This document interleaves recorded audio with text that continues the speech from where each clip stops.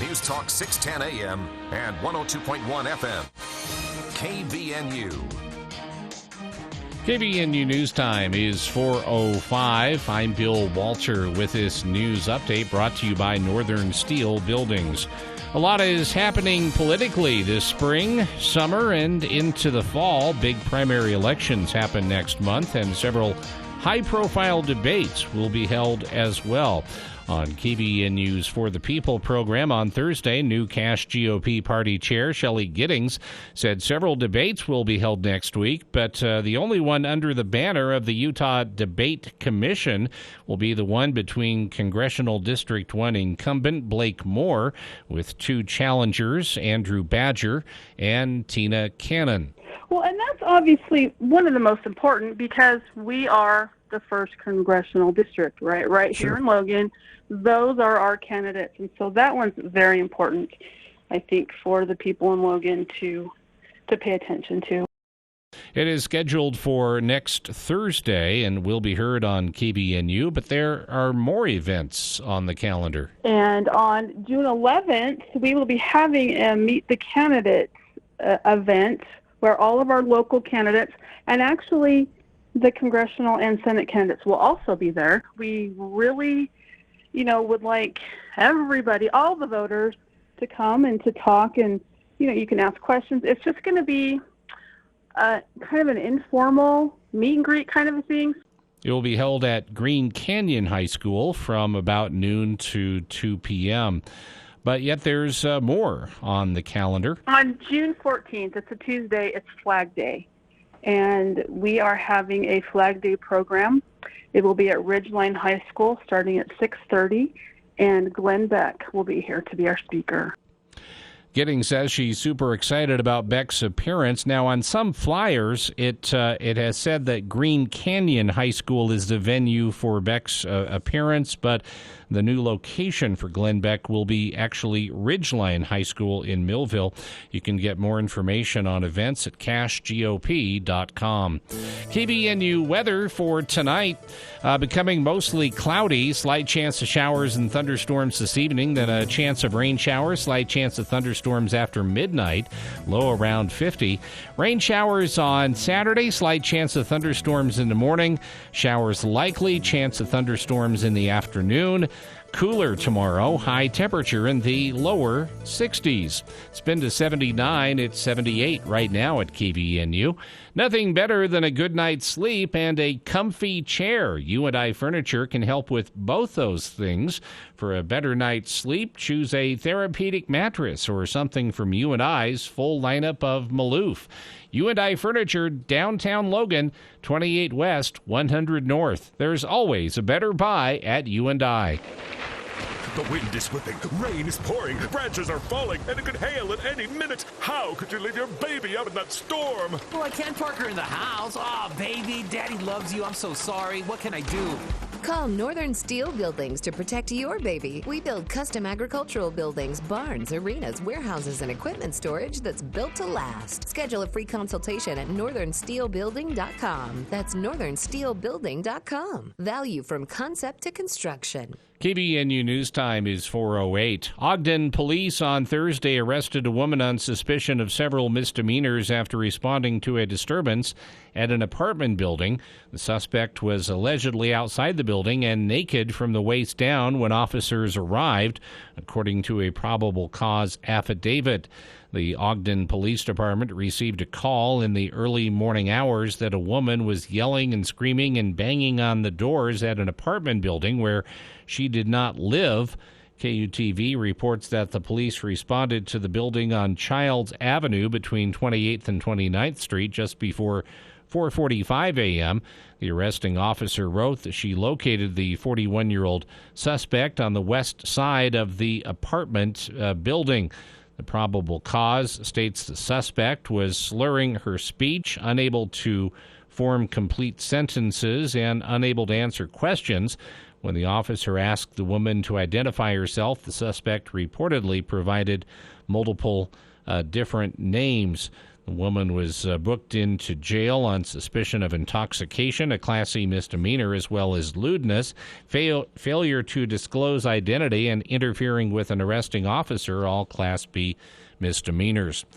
From the 4A Boys Lacrosse State Championship between Skyview and Green Canyon at half, it's all tied up at 6-6 between Skyview and Green Canyon. Unfortunately, we're not able to bring you that championship game on any of our stations, but we'll keep tabs on the score and have the final for you shortly.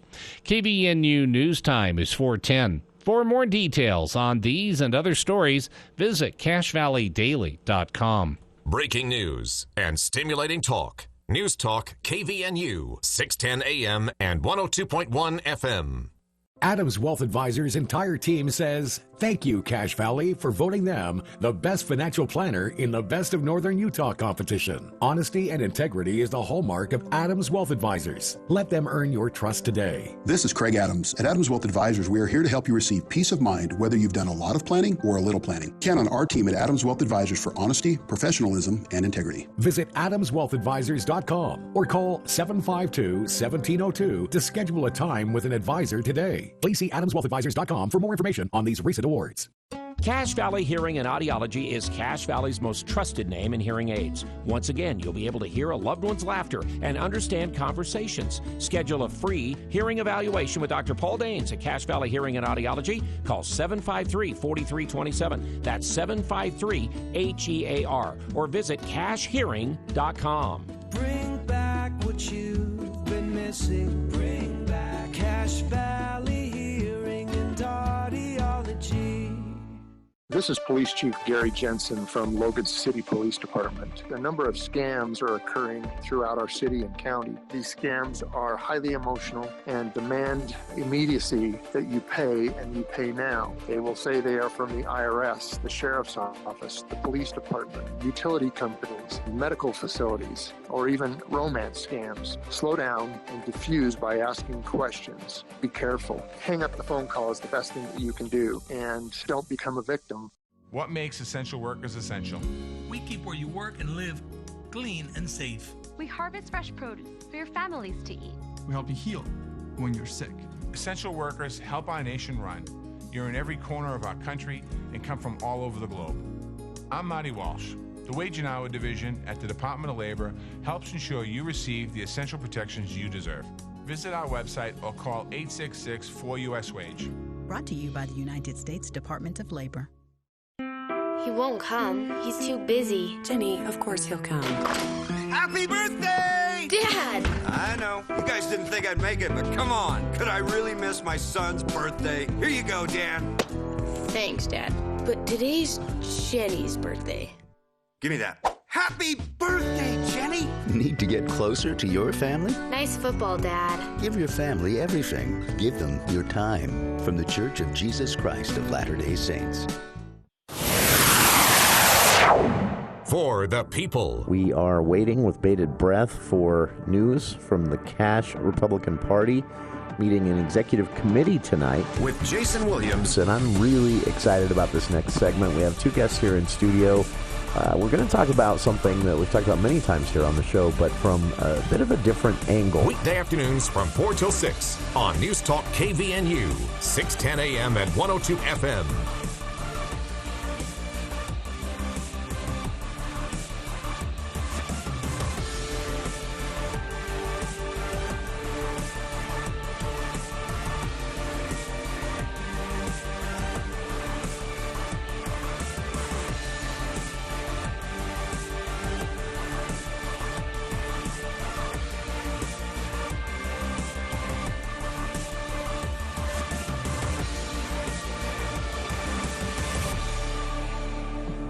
Welcome to KVNU's For the People.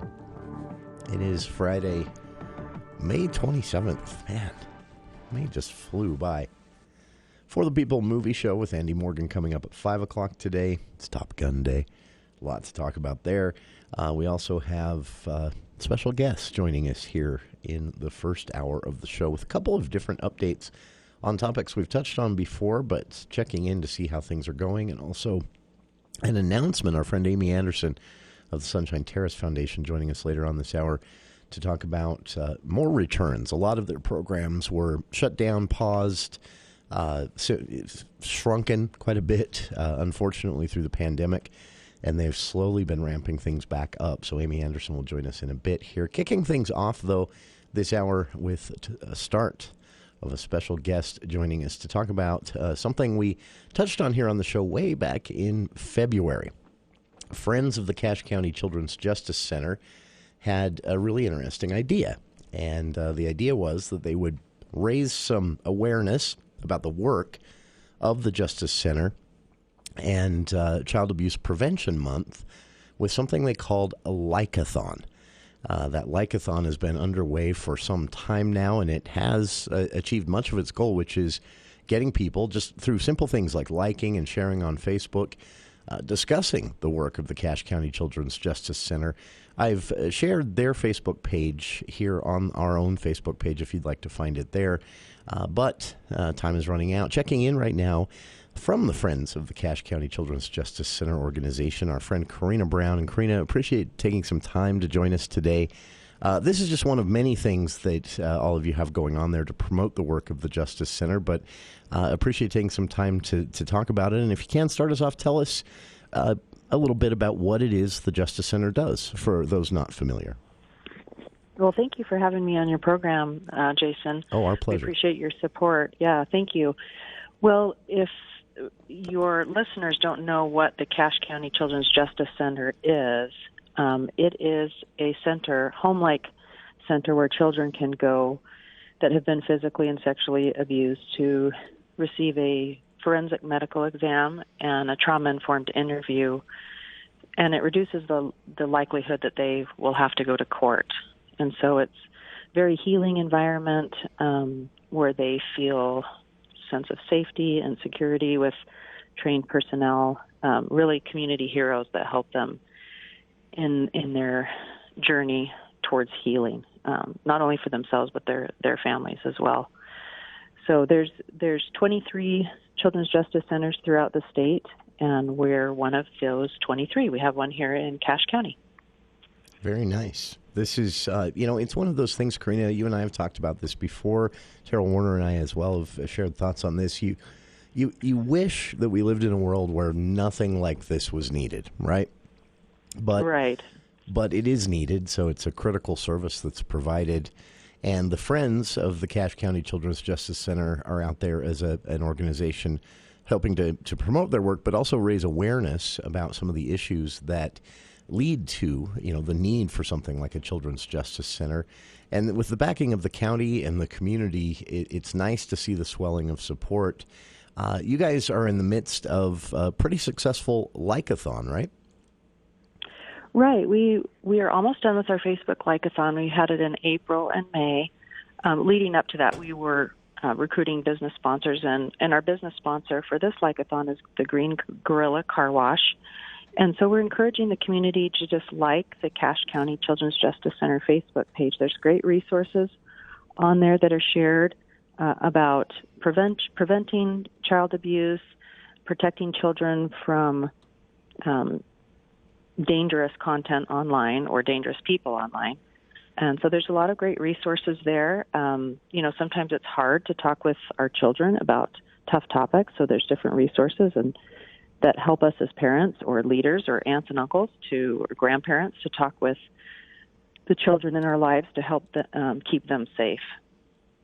And this is something that the community can help support, both through just sharing and raising awareness of the work of the Children's Justice Center, but also, Karina, with their own time, their own donations, and many other ways, right? Right. There's a website. Our website is cachecjc.org, and there's a donation tab, and there's a donation list. So there's ideas to things that you can donate to the Cache County Children's Justice Center. There's also several links to donations you can make online, and even when people are shopping on Amazon, you can shop through Amazon Smile, and you don't even pay anything extra. Just a percentage of your purchases will go to the Friends of the Cache County Children's Justice Center. For business owners out there as well, or even individuals, the Cash Children's Justice Center is also looking for sponsors of this like-a-thon. For every like that's given, $1 would be donated through these sponsors. And there's information on how to become a sponsor as well at that same website, cashcjc.org. And Karina, as I understand it, as you guys have gone through the last couple of months of this like-a-thon, you're also hearing a lot of stories from people who have benefited from the services of the Justice Center, but also those involved directly with the county who have helped to organize and structure this whole thing. Any takeaways from you as one intimately involved? Well, I think community education and awareness is so important, and I think we've come a long way in the last several decades when it comes to helping children who have been abused and also helping families heal, helping the children heal. And we have an important part to play as community members in making our world safer for children. And so this is a great resource. I applaud the state of Utah for sponsoring the Children's Justice Centers across the state, and we have support from the Attorney General's office. So it's a great opportunity for us to contribute. And one way, again, that you brought up, and I appreciate you bringing it up, is going to our website, cashcjc.org, to donate money or other goods, snacks, comfort items like stuffed animals and teddy bears. There's a list there online. But we're also in need of board members, too. So if anyone is really passionate about becoming more involved, if you have more time to spend, I'm president of the Friends Board, and I'd love to work with you. You can send an email to cjcboard.logan@gmail.com, and we meet every month. This is, again, critical work provided through the Children's Justice Center here in Cache Valley. As Karina's mentioned, you can donate directly online at cashcjc.org. You can also volunteer your time there through several different opportunities listed at the site. Donate through the Amazon Smiles program. If you use Amazon Smile as you're shopping on Amazon and choose the Cache Children's Justice Center as the recipient, every purchase you make, it gives a little bit back to the Children's Justice Center. Information on all of this, again, including becoming a sponsor of the ongoing like-a-thon for another week here, that continues. The cashcjc.org website is also linked on our Facebook page if you're driving now and would like to find it later. And last thing, Karina, I wanted to spotlight this because another big effort that the members of the board and the Children's Justice Center itself have done is in community education, and through the education opportunities at the website, there are some really great tips on reporting abuse, other resources throughout the state for those who are maybe struggling with a unique situation, learning the signs of abuse. This is all intended to help educate the community at large to prevent this. Right. Prevention is so important. And yes, thank you for highlighting the fact that those resources are on our website. Sometimes parents and adults don't know what to do when they find out that a child has been abused, but there's some great resources online. It has the CJC model about what happens after a report is filed and when the child visits the Children's Justice Center, and all the support services and the interdisciplinary team approach that is taken to help the child. So it's a great model. There's great people, great community heroes working to help children, and I appreciate your time and meeting with me. We've had some great experiences interacting with the public at Baby Animal Days this year, and we'll be at the Cache County Fair. So thank you so much. I appreciate taking the time to join us, Karina. And again, for listeners, the Cache Children's Justice Center Like-a-thon. Again, $1 donated for every like through the Cache Children's Justice Center Facebook page. Continues through this coming Saturday. A week from this coming Saturday. So you have one more week to get involved. Also, if you're out there, maybe you're a business owner, maybe you represent a group, maybe you're just an individual that's feeling generous, you can actually become a sponsor of the like-a-thon as it continues and help contribute even more through each Facebook like and share. More information on the Cash Children's Justice Center Like-a-thon continuing for another week beyond this coming Saturday at cashcjc.org. Our guest again has been Karina Brown, a board member of the Friends of the Cash Children's Justice Center organization. And Karina, always a pleasure to have you here on the show. Appreciate you taking the time to tell us about this. Well, thank you so much, Jason. I appreciate your support. Thank you, and we'll speak again soon. Okay, sounds good. For listeners, thank you for tuning in as well. We'll be back with more of For the People right after this. Wilson Motor Company. Hi, this is Chris Wilson at Wilson Motor Company. If you're looking for a pre-owned vehicle, now is the time to buy during our Memorial Day sales event. We have reduced the prices on over 140 pre-owned vehicles with over 120 4x4 trucks and SUVs. We can help you find the right vehicle. Check out our inventory online at wilsonmotor.com or drop in for a test drive at one of our 2 great locations. Wilson Motor Company. We make car buying easy. You want to feel important.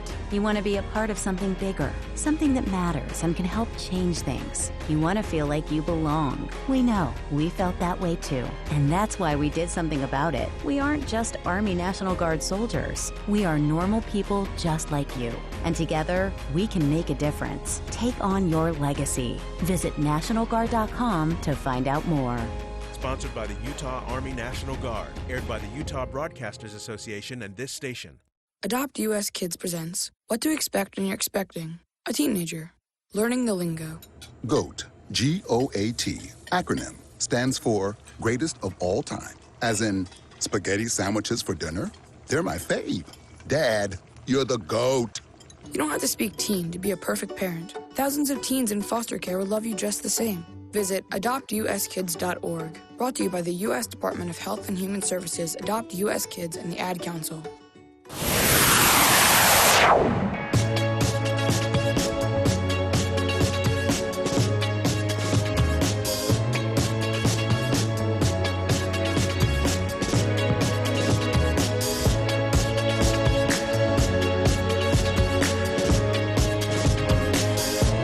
Welcome back to KVN News for the People. Utah lawmakers discussing legislation that is likely going to pop up during the 2023 legislative session in response to the tragedy of Texas this week. Another school shooting, 19 children dead, 2 adults in this single horrific event that was carried out by a obviously troubled young man, an 18-year-old who purchased 2 AR-15s the day of and 2 days after his 18th birthday, which is a legal thing in Texas. So a bill by a state senator here in Utah will be introduced, he announced yesterday, that would raise the minimum age for purchasing a weapon like an AR-15 and other similar weapons in different category of these aren't hunting rifles. We'll put it in that category. The legal age, if this bill were to pass, the legal age of purchasing a weapon like that in Utah would be 21. 8 other states do this, but there was a challenge to this law in California that was struck by the state Supreme Court, and there is an appeal on that. So the litigation in California, at least, is pending on these types of laws. There are 7 states in addition to California who have laws like this on the book and have, in some cases, for decades. The argument behind this law is, look, in the state of Utah, you can't... there was a video shared today by...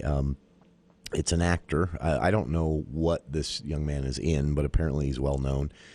He's 13 years old, and he filmed himself in his state going out and buying, pretending to be an 18-year-old and trying to buy beer, got turned down. Trying to buy cigarettes, got turned down. Trying to buy a lottery ticket, which is legal in his state for 18-year-olds, and got turned down. And remember, he's 13. This was, by the way, done under adult supervision. His agent and others were involved. And then he went to a local gun store, a 13-year-old, pretending to be 18, and tried to buy an assault weapon, and they sold it to him. He filmed the entire thing. It really, I mean, it just raises some questions about how we think about this stuff. I've said it before on the show. I'm always suspicious when anybody has any easy answers very quickly. So, I think there is evidence to show that, well, I mean, the one thing that we can say for sure here in the United States is we haven't tried anything, really. So I roll my eyes when I see elected officials repeating the same things. A lot of Republicans are back to this whole schools have too many doors canard, which is just silly. Democrats, let's put it this way. Something like an assault weapons ban may have an effect on, reducing or at least making it much harder to get a weapon that a troubled person would use to carry out mass slaughter like what happened in Texas Wednesday. But it would do nothing to address handgun crime in the United States, which, I mean, this is a tough thing to say because I don't know if there's anything that, unless you were absolutely soulless, that is more upsetting than kids being gunned down, children. We're talking, second, third, and fourth graders here at the school in Texas this week. But statistically speaking, handgun crime, when it comes to murder, homicide in the United States, is by far the bigger problem. So an assault weapons ban isn't going to address that. Again, I'm not saying it wouldn't help in the case of mass shootings. You can't ignore the fact that the AR-15 is the weapon of choice, and there's a reason.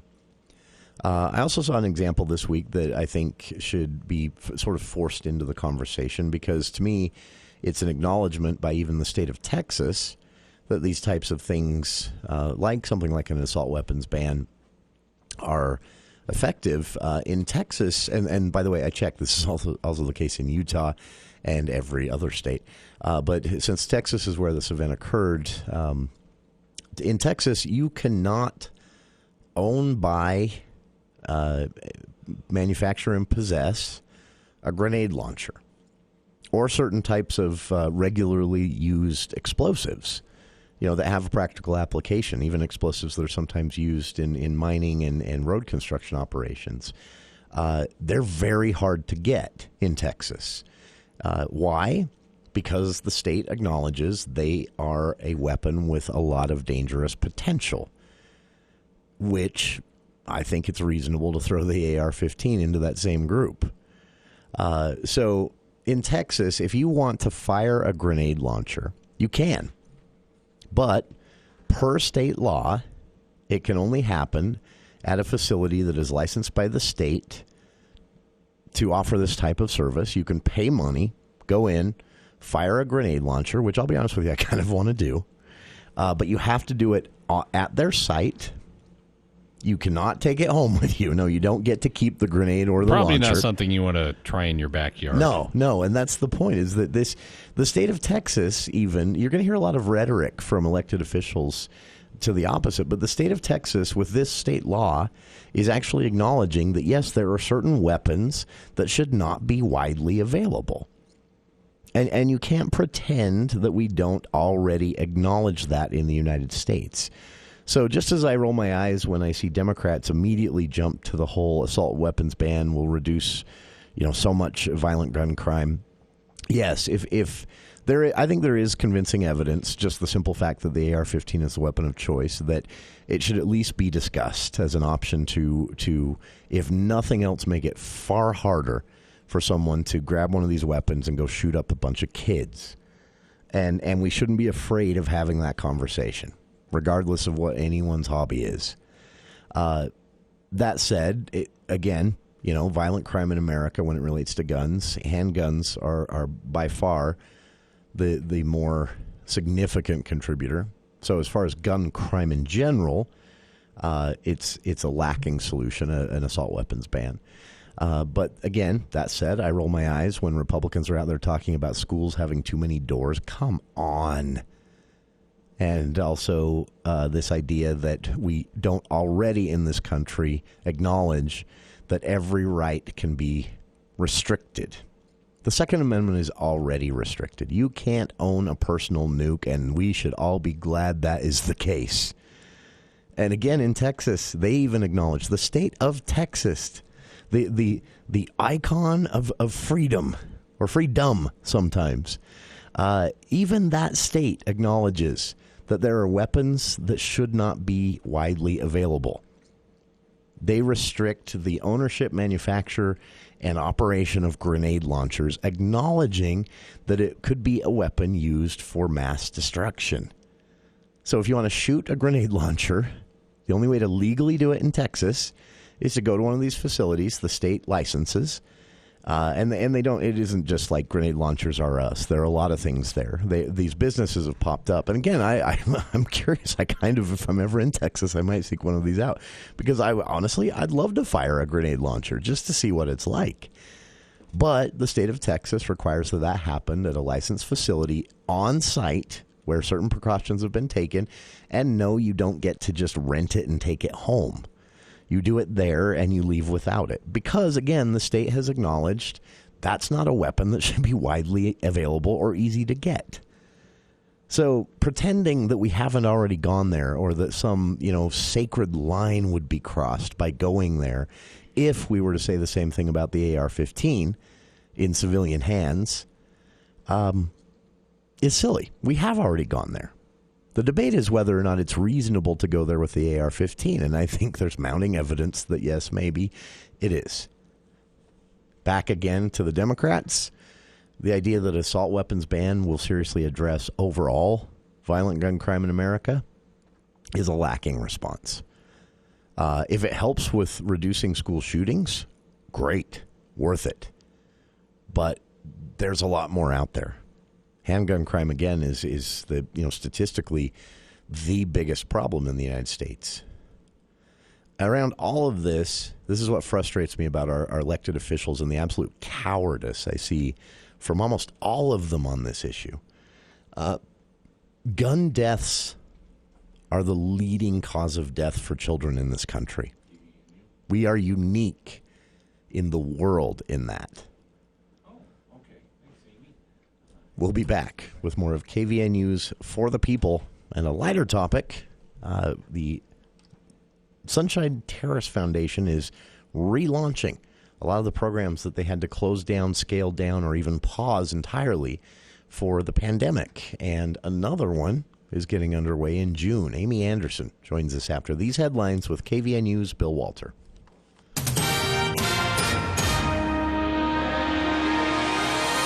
Thank you, Jason. KVNU News Time is 4:37, and the news is brought to you by the Duck Hunter.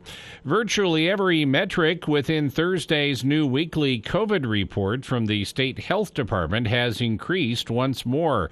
The surge apparent in recent reports continues, with 12 more COVID deaths and 5,611 new positive cases over the last 7 days. One more telling indicator, Utah's 7-day average of new cases grew in 1 week from 641 to 805. Omicron subvariants are the reason for the surge, according to state officials. Fewer Utahns are getting tested, so the state is now watching the number of hospitalizations and ER visits, and both are on the rise. With 139 more hospital visits the last 7 days, there have now been almost 35,000 Utahns hospitalized since the start of the pandemic. In the last week, the number of COVID-19 patients in ICUs was up by 2 to 20. Exactly 2,023,383 Utahns are fully vaccinated, which is more than 62% of the state's population. Utah's total COVID cases the last 26 months is approaching 950,000, with 4,777 deaths from coronavirus.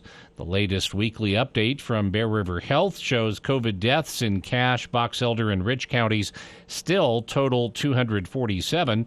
Total cases of the virus since the start of the pandemic number nearly 52,000 in the district.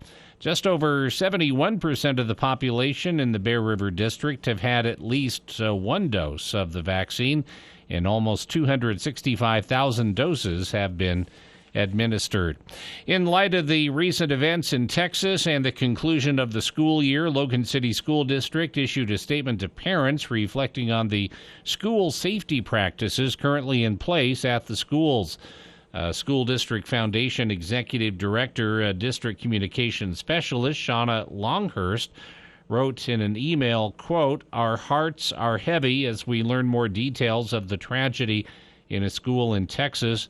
As we wrap up our school year this week, we anticipate many visitors in our schools. With this in mind, we reflect on our current school safety practices and want to take a moment to remind our community of the practices we have in place." At the end of the email statement. The email did ask parents and visitors to the school to be patient as they enter the schools and check in before entering. Longhurst said each of the schools have secure vestibules where visitors are required to check in prior to entering the buildings.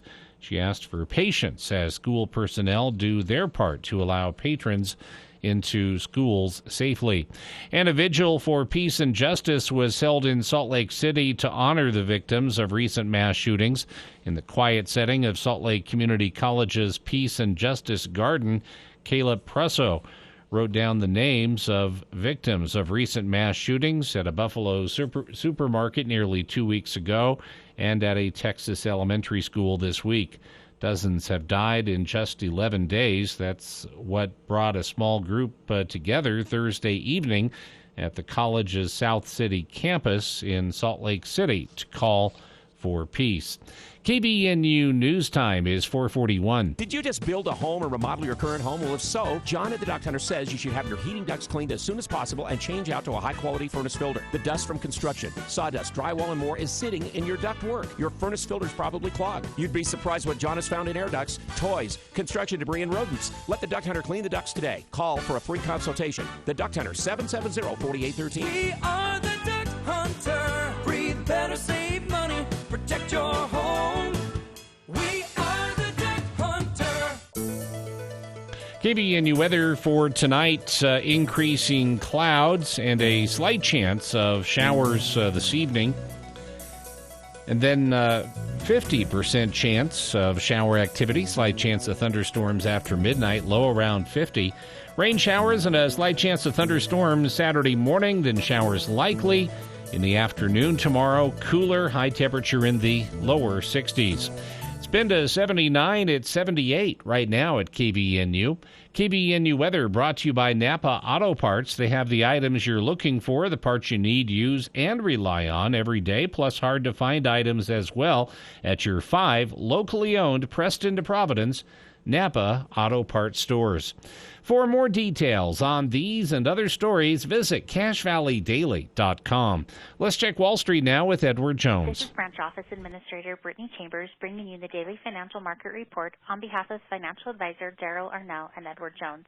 Markets capped off a strong week on a high note, with equities trading notably higher on Friday. The latest readings on consumer prices, income, and spending were in focus today, adding to a string of retail earning announcements through the week that helped buoy investor sentiment amid the recent pullback. Global markets were higher Friday as well, as were oil and gold prices. Interest rates ticked lower again, with the 10-year Treasury yield dropping below 2.75%, near the lowest in more than a month. Overall, there was a general tone of economic optimism to today's trading, and the market's resiliency this week signals to us that the recognition that despite the credible headwinds to the economy, the broader investment backdrop is more balanced than the sell-off this year would suggest. U.S. equities closed higher today. The Dow closed up 576 points, or 1.76%, at 33,213. The Nasdaq closed up 390 points, or 3.33%, at 12,131. The S&P 500 closed up 100 points, or 2.47%, at 4,158. In stocks of local interest, Home Depot is up $5.65 to $308.46. Lowe's is up $4.10 to $199.63. Nucor is up $4.67 to $137.74. Pepsi is up $1.66 to $171.77. Thermo Fisher is up $32.24 to $572.35. Walmart is up $2.48 to $128.48. Zions Bank is up 65 cents to $57.04, and Northrop Grumman is up $5.06 to $470.76. This has been today's Financial Market Report, brought to you on behalf of Edward Jones, member SIPC, serving individual investors with personalized attention and financial advice at offices in Providence, Logan, and Smithfield. Daily commentary is also located on our website at edwardjones.com. Inflation at record highs, American-made energy under attack, and our enemies growing stronger. President Biden's weak leadership is allowing Nancy Pelosi and the radical left to jeopardize America's security and put our future at risk. That's why conservative Blakemore is fighting back against President Biden, Pelosi, and the radical left to create a better future for our nation. In Congress, Blakemore is working to lower inflation for Utah families by reducing debt, creating jobs, and growing the economy. To better secure and protect American-made energy, Blakemore is working to increase domestic production, helping America return to energy independence. And as a former Foreign Service officer, Blakemore knows that by strengthening American military might, we can better protect Americans. It's time to fight back against the radical left for a better American future. Support conservative Blakemore for Congress. I'm Blake Moore, and I approve this message. Paid for by Moore for Congress. 9 million albums, 16 million singles, worldwide. Sold out concerts across the globe. Cherry Peak Resort welcomes Daughtry. Daughtry, an incredible night under the stars with Daughtry and the Dearly Beloved Tour with special guest Blackstone Cherry. You heard it right. Multi-platinum artist, Daughtry, on stage at Cherry Peak Resort August 2nd. Tickets on sale at skicpr.com. Get your tickets today. Daughtry. This show will sell out. You love the music. Now hear them live. Food, fun, and incredible music August 2nd. One night only. Daughtry. Tickets on sale at skicpr.com. See you there. Here's Chad, the lawn doctor, with a tip for your lawn. Just a couple tips for this summer for a healthier lawn. Raise your lawnmower blade a notch or two. Longer grass helps conserve water and fight against stress. Double check your sprinkler coverage and watering times. Then call the lawn doctor to put down a grub preventative and to try our popular new 2-service soil enrichment program. Fertilizer, weed, and pest control. Call the lawn doctor at 753-LAWN or go to LawndoctorCashValley.com.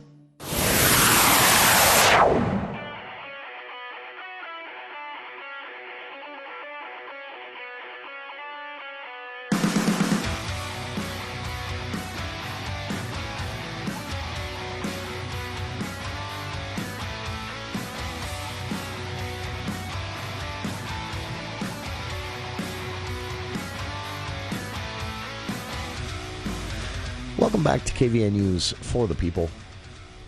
Heading into a long weekend. Reminder, no show on Monday, but we will be back in full swing on Tuesday of next week. And hope everyone stays safe out there and enjoys what is going to be pretty decent weather, a little cooler than it has been today and yesterday. Maybe some rain here and there, but otherwise no excuse not to get out and enjoy yourself. Be safe on the roads, though. It's already pretty nuts out there. All right, moving right along, our next guest here this hour, joining us from the Sunshine Terrace Board and also a member of the Logan City Council, our good friend Amy Anderson, to announce yet another relaunch for the Sunshine Terrace Foundation and other resources here in the Valley for those, if you're a longtime listener to the show, you know Amy and I have spent some time here on the show discussing resources for caregivers, resources for seniors. A few weeks ago, we talked about a really interesting program that is literally an opportunity for seniors to receive a stipend to cover fuel costs, to become a friend of another senior, helping them get to doctor's appointments or even just a trip out to the park. Very creative stuff happening here. And unfortunately, during the pandemic, a lot of this had to be paused, scaled back, or outright ended. But I'm excited to have Amy join us here with an announcement. Amy, it's the triumphant return of the Dementia Dialogues classes, right? That's very correct, Jason. And, I thank you for taking the time for us to address the burden of Alzheimer's and other diseases that hit families here in light of, the national tragedy that we're all looking at. I know it's not always easy to break away from thinking about that. So thank you for letting us share information on ways that we can help those family members here that are caregiving for somebody with dementia. It's Amy, as I age myself, and I talk with others that I've met through you. I think most of us would be shocked to learn how many others out there are dealing with, an aging parent, or how many seniors out there, are dealing with some sort of issue that doesn't have to be, life-altering in a negative way. It can be managed, it can be dealt with, and that's what I like about the fact that these Dementia Dialogue courses happen. That's the entire goal of these courses, right? Absolutely, it is. It's to help people be the best caregiver they can, to bring the best quality of life they can to a family member, or, you could even be a paid caregiver, but how to bring the best quality of life to somebody who is struggling with something. One of the big takeaways we hope that people walk out of our class with is that understanding that no matter what the person's circumstances are, they can always still feel love, they can always still feel care, and we really are working to help people know how they can continue to do that. And so for someone out there interested in being a part of this, whether a senior themselves, whether they're someone who maybe has a family member in which this has become an issue the family's dealing with, what's the first step they need to take to get involved? Well, we are offering our Dementia Dialogues series, which will be meeting each Tuesday in June from 3:30 till 5. It is a free program, and it's really a practical training course that's designed to educate people who care for persons with Alzheimer's disease or another diagnosis. So they can simply give me a call at 435-754-0233. They can email me, but we welcome them to come to this class. Both Dennis Wildman and I are certified Dementia Dialogue trainers. It's a program that was developed with research out of the University of South Carolina and has been sponsored here in our state through the Department of Health, as well as it's part of our state plan on Alzheimer's to help educate people. And again, to help them feel confident to provide the best care that they can.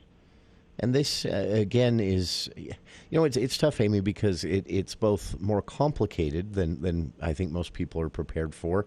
But at the same time, it's more simple, I think, to actually manage and meet these challenges than a lot of people think, at least to some extent. And that's what's fascinating to me about, these courses like Dementia Dialogues, because it's, an opportunity each Tuesday in June again for anyone who's dealing with this in any way, even if it's just, indirectly. You can be a part of these sessions and learn, some of the most important stuff that will help you deal with the situation. Amy, you mentioned being a certified trainer in this. It does require a careful approach, right? Absolutely. Because I think ultimately those of us in our daily lives, ultimately, we all like to have a little bit of control, right? I don't know if you're that way, Jason, but I know that I am. Oh, sure. And when a disease like Alzheimer's comes into your life, you feel out of control, and the person who has the disease feels out of control. And so, really, this class is set up so that people can understand what is possible to be done. I think so often we focus on any illness on what you can't do, and this really is focused on to help people understand what they can do. You can't control the memory loss, but you can control your reaction to it. And I think that's the most important thing, is in some ways almost recognizing that the person who has dementia, that memory loss is their disability. And so just as we try to accommodate and do everything we can for people, if somebody was blind, you wouldn't be asking them to read. So helping people to understand that if somebody has memory loss, asking them continually to try to remember is really in a lot of ways not the most appropriate way. But so we're giving people tools so that they can, again, be the best caregiver they can, that they can feel in control of the situation because they know how to react, they know how to adapt, they know what to do in their home, they know how to communicate better, they know how to deal with distracting or disturbing behaviors. It really is meant to help people feel that element of control again in a life that can often feel out of it. Sure. This is, Amy, as a parting thought, I had a conversation with someone I didn't really know that well. It was an employee at a place I was shopping. And how it came up is a long story we don't have time for. But she told me she'd recently become a caregiver to a parent with dementia, and that she was really struggling with her relationship with her siblings, not her parents she was caring for, because they didn't understand how taxing this was on her. And they were angry she wasn't going to make it to a planned Memorial Day camping trip.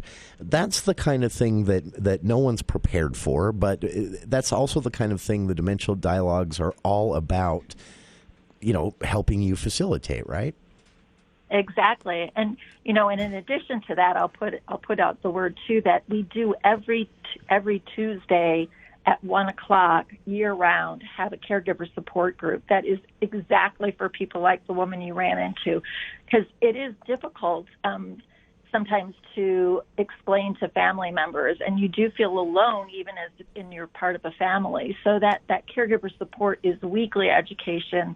It's a weekly connection to other people who are in a similar yet albeit different situation, so that you feel that support that you need. So it's kind of like that double whammy. The Dementia Dialogues is really education on understanding what dementia is, the causes, the symptoms, ways to treat it, and then the caregiver support that we offer on an ongoing basis really is that it's support for that individual who's feeling overwhelmed, to know that they're not alone and that other people are there for them.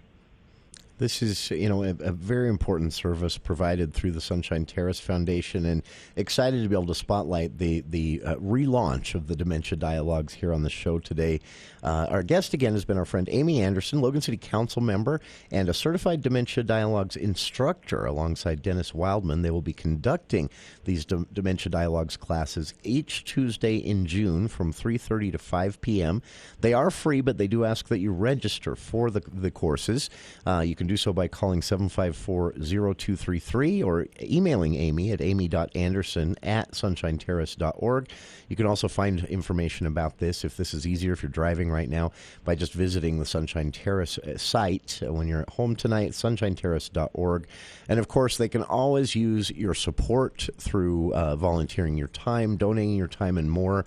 But if you know anyone, yourself, someone in your family, a friend or a neighbor who would benefit from the caregiver support classes Amy discussed, from the newly relaunching Dementia Dialogues coming back to the Valley starting in June, please pass the information along. SunshineTerrace.org, again, a good one-stop shop for everything you need on this.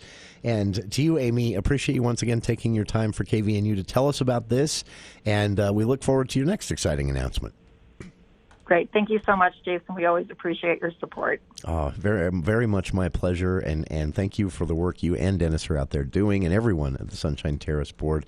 Again, sunshineterrace.org for more information on the Dementia Dialogues, the caregiver support classes, anything in between. It's a very important service provided, and these courses are free. They just ask that you register, and it's easy to do. Sunshineterrace.org. Again, that is hour one of today's show. We'll be back with the For the People movie show and Andy Morgan right after this here on KVNU Logan. My name is Dr. Brandon Prevey, and I love being a dentist. I work with Drs. Curtis Taylor, Anthony Larson, and Paul Harris. When people ask where our office is, I actually have two answers. First, I spend part of the week at Logan Dental Associates, and then second, I spend the other part at Cherry Creek Dental in Richmond. Both locations are a full-service dental office and can take care of everyone in the family. Call or go online and make your appointment with the offices most convenient for you.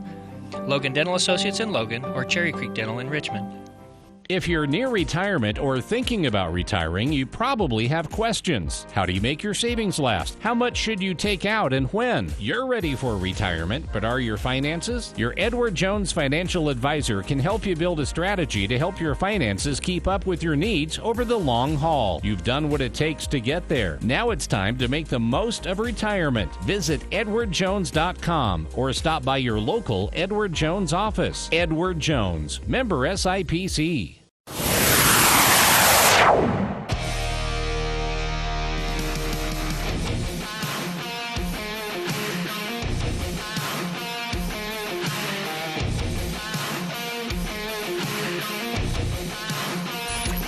As our world changes, we're with you. News Talk KVNU Logan, 102 FM, 610 AM, the voice of Northern Utah.